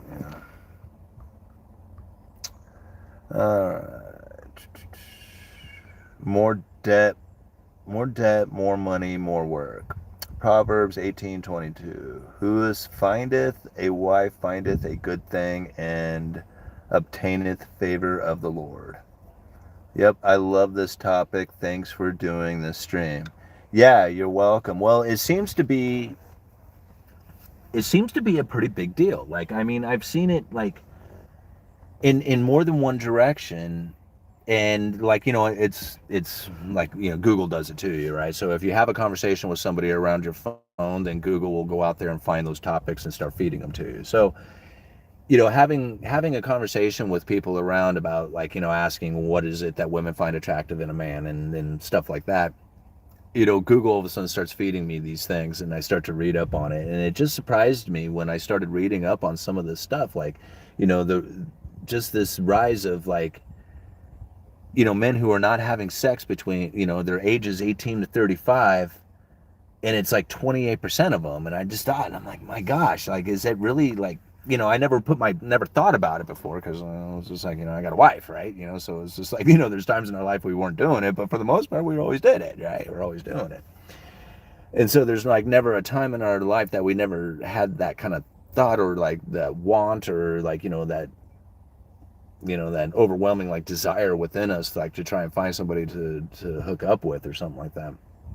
That was never within us. So I could just see where like, how it could be, something that if you're not geared thinking that way, like it gives you like the ability to kind of focus your energy and thoughts towards something that's bigger and beyond that, right? You doing business or creating things or doing stuff that's like more beneficial for the whole of the family. Because if you're just so geared towards like I gotta I'm on the hunt for this, then everything else would just kind of be set aside for until you achieve that particular thing in your life. If you don't have to worry about that, or it's not something that's like that you deal with, then you got all this other stuff that you get to think about. Wow, over a quarter, seriously. Yeah, check out the articles. I mean, it seems to be the case out there that, that a quarter of 18 to 35-year-old men, and I think it's unmarried men too. Like, I think that was part of the article, is that it was unmarried men. But still, I mean, that's a lot. That's a huge amount. And, it's kind of funny. There was another, I wish I could remember the name of the YouTuber, but, it was a discussion between these two guys who were talking about this very subject. And I guess the average male has 7 sexual partners in their lifetime. And that's like the average male. And then as you start kind of working up the line, like of, the hierarchy of like the alpha males and, beta males and alpha males and going on up. And you get up to some of these like alpha males who like have like these ungodly amount of sexual partners throughout their life, like 1,400 women or something like that. And so you think like, holy crap, now here's like this whole section of society in within men, unmarried men, who are having no sexual activity with women whatsoever, none. And then you have another section of society who has like this incredibly overabundance of it. And it just makes you wonder. It was just like, wow, what's going on within society that women are selecting this particular direction of men, right? I mean, it's just like only the highest level of like attractiveness is getting it or something. I mean, it just astonishes me that this is what's happening here, and like, again, being so disconnected from it, it's just like, it's like, it hits me like this, like epiphany almost, like, what the, like, how is this going on? Marriage makes it perfect, but you can make it work if there is compromise. Marriage isn't perfect. It is not perfect at all. And I don't think it was ever meant to be. Like, it's not a matter of having something that's perfect. It's a matter of having something that, like you're just saying, like compromise and content and, and for the most part, fulfillment. Like, there's certain things that you want to fulfill. Like, you might have goals in your life, and as long as you're not restricted from those goals and you have a partner in your life who is actually somewhat, you know, I wouldn't necessarily say like into the realm of supportive. You don't necessarily have to be that way with it, but at least not unsupportive, like, or in a way of like drawing them away from their goals. Like, as long as you have that going on in a marriage, I think that you could, even if it's not like this super happy, awesome marriage, I think as long as you have something like that going on where you have a mutual respect for each other, for each other's goals and ideas and, personal beliefs and stuff like that, for the most part, I think you could probably have a pretty decent marriage from that. I see some people out there who just seem miserable within their marriage, and like, I don't understand why they're still together. Like, there is no, I don't know, like, maybe it's convenience, going accustomed to it or something. I don't know. Anyway, moving on. What time is it? All right, I'm going to give it probably another 15 minutes, guys, because I think I'm going to go and hang out with my family here in about 15 minutes, yeah. Marriage is a business, a fun business, but a business. I was married 19 years ago. He left me with all the bills, never came and saw his daughter again. Ah, Jesus, Stacy, that's terrible. I'm telling you, those men are gotta watch them. They're I think soulless, man. Um, yeah, I mean, I can see how that can happen out there, and you know, I mean, I'm not saying anything about you personally, Stacey. I mean, you're probably a wonderful person. I don't know you personally, but I can I can say that there just gets to a point in a lot of men's lives where they just get frustrated with what it is that they have going on. They didn't listen to their inner dialogue. They didn't realize that they were not being assertive enough. They didn't listen to their inner dialogue, and they put themselves in a situation in which that they totally truly weren't happy with, and they shouldn't have done that, right? They shouldn't have done it to you. They shouldn't have done it to themselves.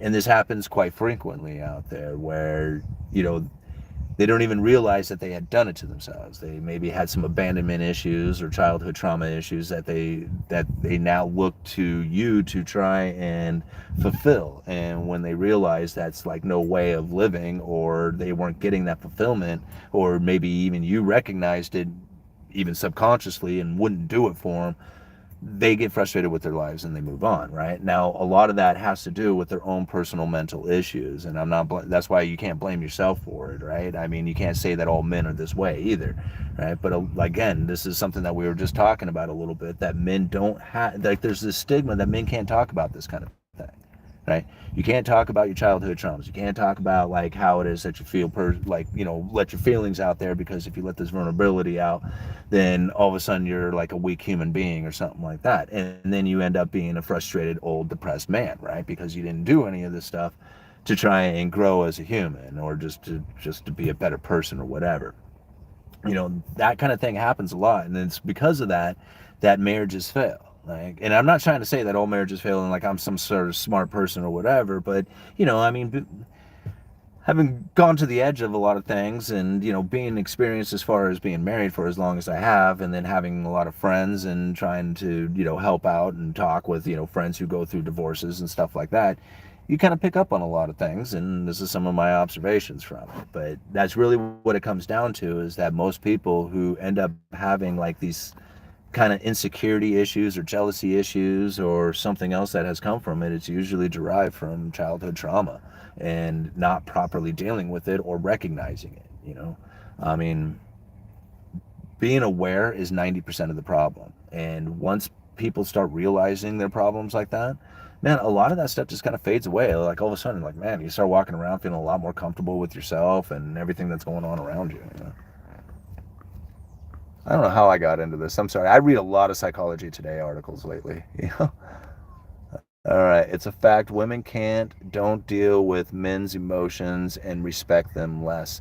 I don't agree with that. I mean, there might be some women out there who do that, but I think a lot of women out there would really like to find a guy who can express their emotions without being like a crying, babbling idiot when they finally do it, when they finally, like, you know, just lose it all, and they're just like, all of a sudden this shit just starts pouring out of them, you know, and it's just like overwhelming everybody, and they're like, okay, bro, see, this is the reason why you needed counseling, to try and work this stuff out, so you don't crack and fall apart like this, you know.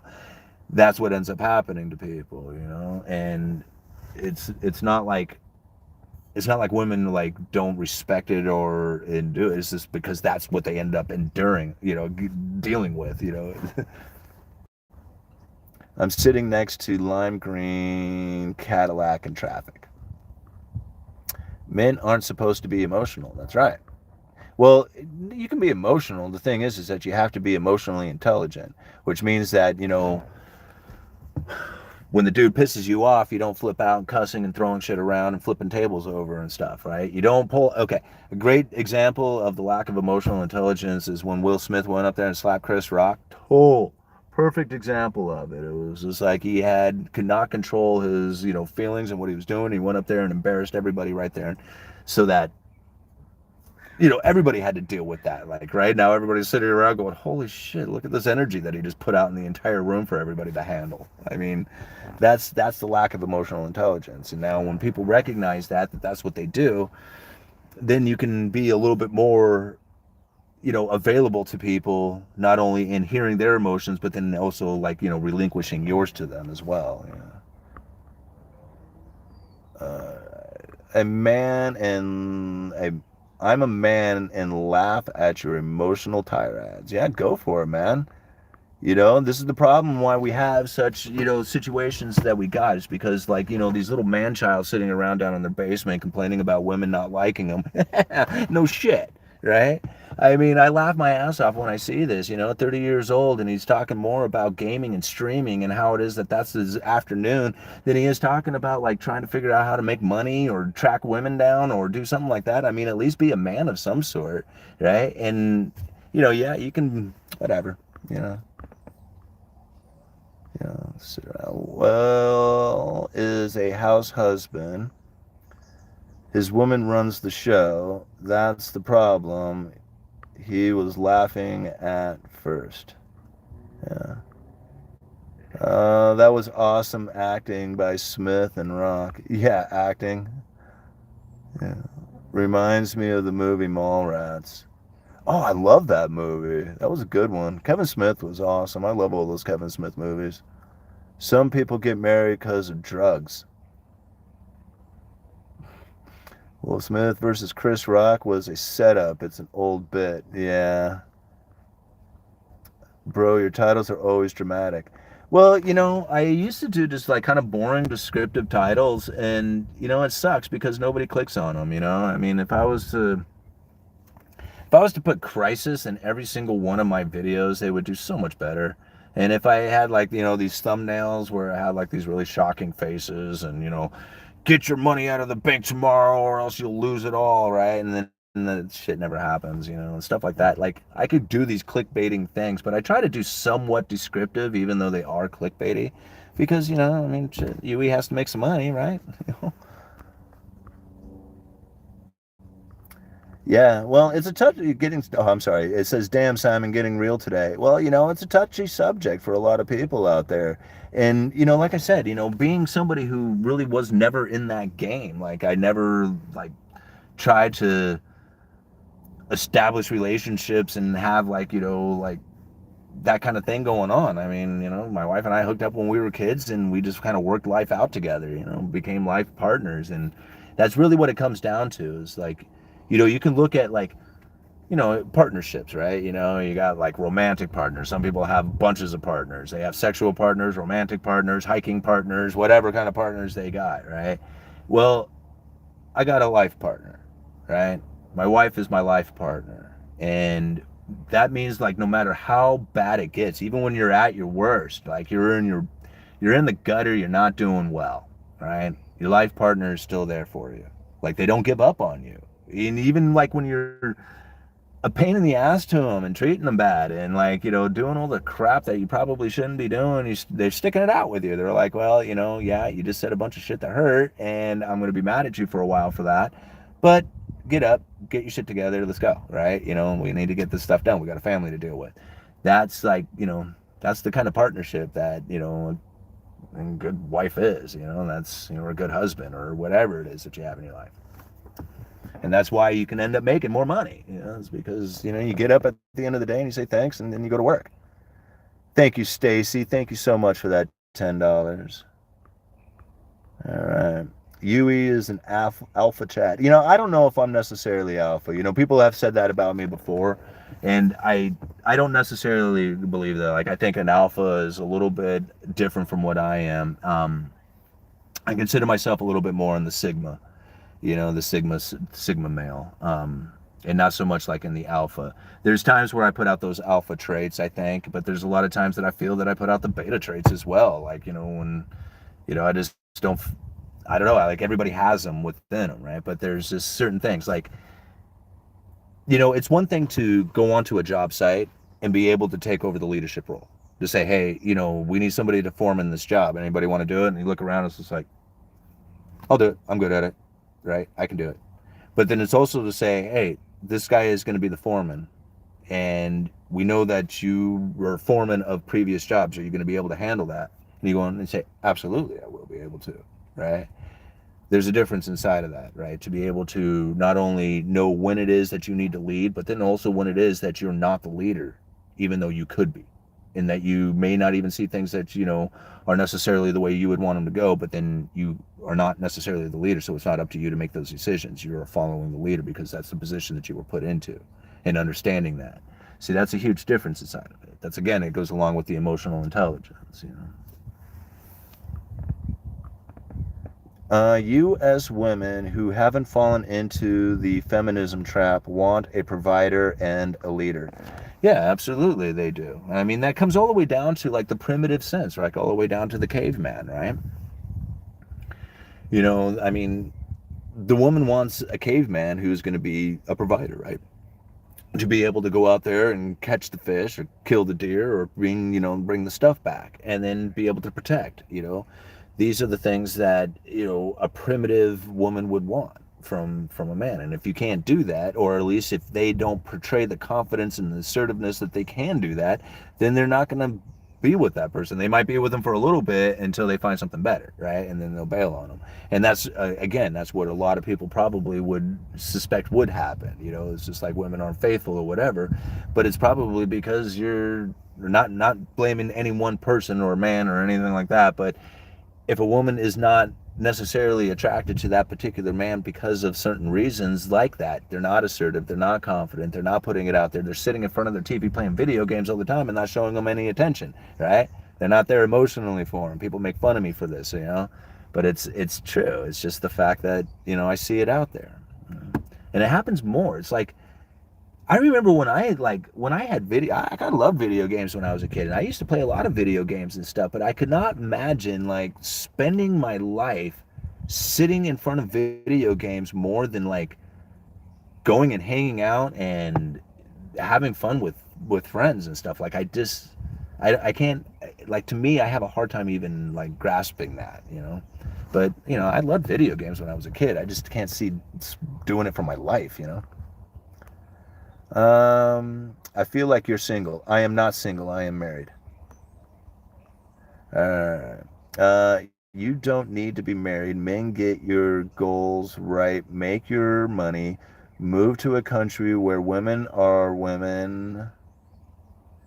affordable emotionally and physically.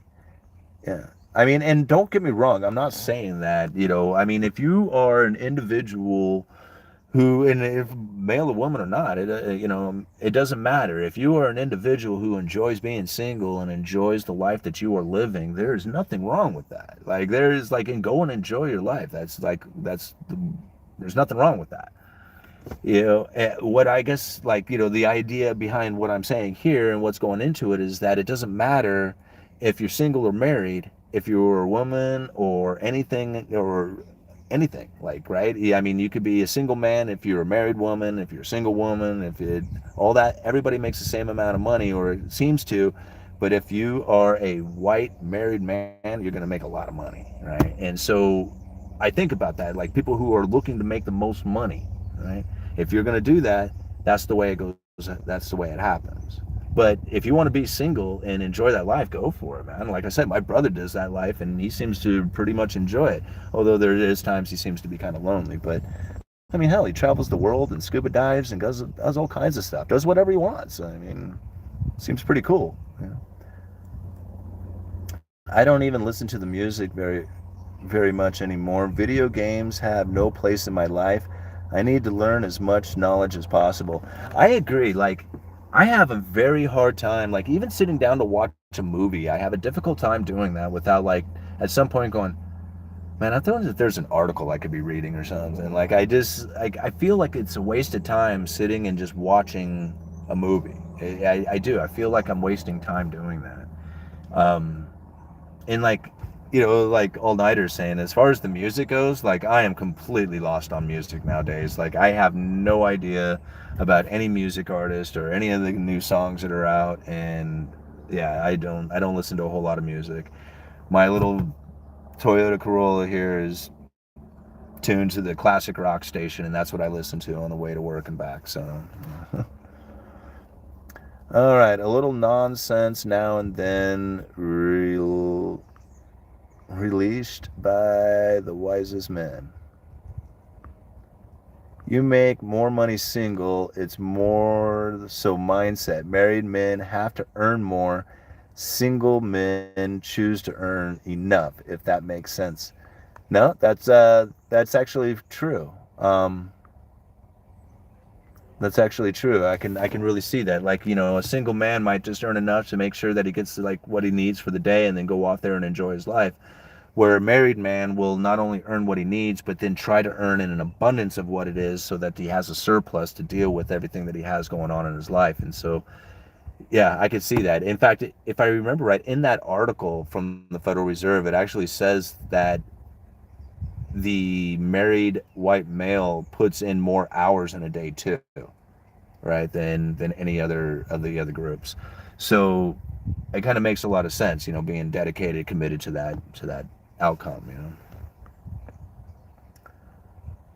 All right, what time is it? Okay, I am going to give it 2 more minutes, guys. So soon, I guess I'll take another question or so, and then I'm going to go and meet up with my family and go do something for the rest of the afternoon. My wife and daughter want me around to kill spiders. Yeah. My wife takes care of the spiders. She has no fear of them whatsoever. I am creeped out by spiders. And it was funny because I never was scared of spiders until one day I moved a stack of firewood. And in this stack of firewood, like when we first got into it, it wasn't too bad. There was it was just firewood, and we were moving it.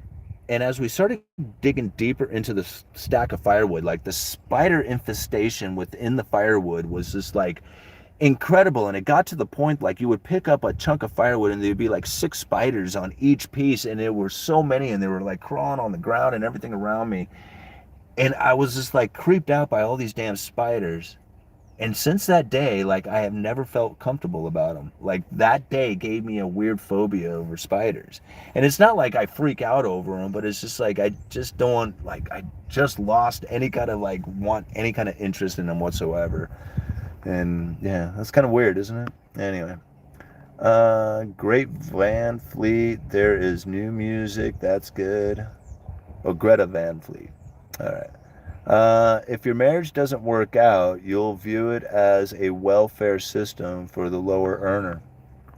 Yeah, and I'm not saying that all marriages should continue, right? I mean, like I said, there was moments inside of, mine with my wife that, I didn't know what was like it was surprised that we did continue. I mean, seriously, like I mean, we look at each other and it was just like, how the hell did we end up not doing like what how? Like how did we make it through that? Like we don't even know. So I'm not saying that all of them should make it. I'm just saying when they do, it's kind of incredible some of the things that you get to achieve on the outside of that, like things that you never would have thought of happened, YouTube channels and stuff. So, yeah, it's something about that being that ultra committed. All right. Anyone into Rammstein? I went to their concert a week ago. Sonny, yeah, who's the play with? All right, guys. I think I'm gonna jet out here in Arachnophobia movie coming out. Yeah, I love that movie too. Like I loved Arachnophobia movie. Like that when that came out, I thought it was a great movie. But yeah, nowadays it's just I don't know. I don't. It's since that day I moved all that firewood. Marriage is the end game. You just have to find the right one, which will come along with you least expect it. It will come along with you when you least expect it. Yeah. I mean, then it's really what it comes down to. It's not like how happy this person makes you. It's how willing they are to stick it out with you when you're at your worst. Right? Like, I mean, everybody exudes bad behavior at some point in their life. There's nobody who's going to be perfect. And, there is times when you start exuding that bad behavior and you're putting it out on the people you love the most, right? Or the people who are closest to you. And there's a lot of times when they will just flat out give up on you. And they're like, that's it, dude. That was enough. And we're not going to deal with it any longer. You're on your own. And then there's other people who are like, no, I see this isn't the real you, and you are going to come out of this stuff at some point, and when you do, I'm going to be here for you because I'm not giving up on that. Right? That's not something that you find every day. Like, most people don't even they don't even understand that concept right there. They're like, nah, I don't get it. Like, I don't get that. But other people do, and the people who do get that totally understand what I just said. So, anyways. Check your slippers for spiders. Yeah, for sure. I keep my shoes outside sometimes, outside the back door. And man, I do. I think, oh man, there's going to be a big old spider in this thing. All right. Sex is the problem. Bad expectations. Yeah. That's why my wife will outlive me. I'm cool with that. Someone aligned to your core values, not married, but with a girl who aligns to my core. Family building values, hard work, discipline, etc. Uh, White men, lots of lines. Well, I'm not saying it. Like, I'm not the one who's trying to point that stuff out. It's the Federal Reserve who did it, and it's in their article, and it's quite extreme. Like, if it was just a little bit, I wouldn't even mentioned it, but it's like an extreme difference. How many discs can fit in that radio? Oh, the thing's broke. 3, right? When was the last time you seen a 3-disc CD changer? Pretty cool. And it has a cassette player too, so.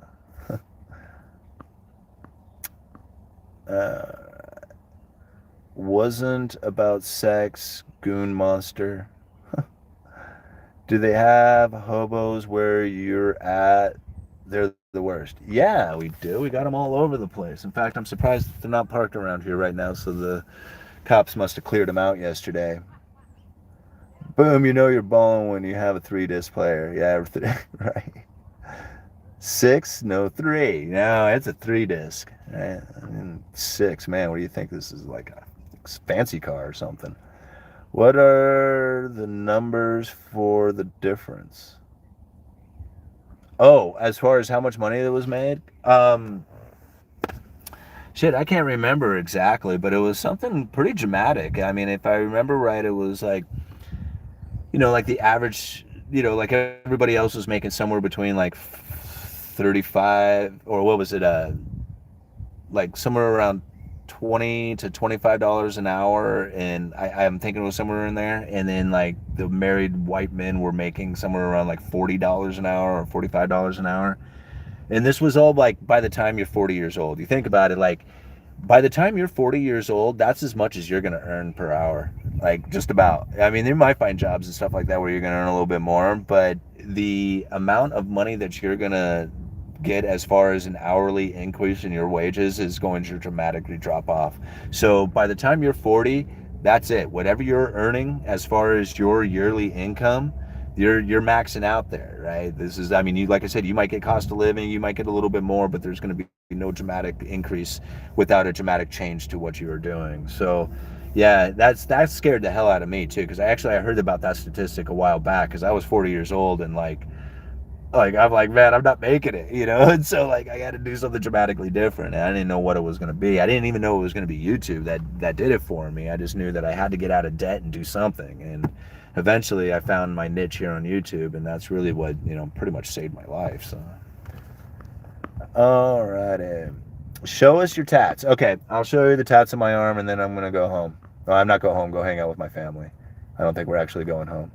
I make 75 to 85 per hour, but I only work 20 hours a week. You got to have very useful trade to make that much in high demand area, or be on salary as upper management majority of the time.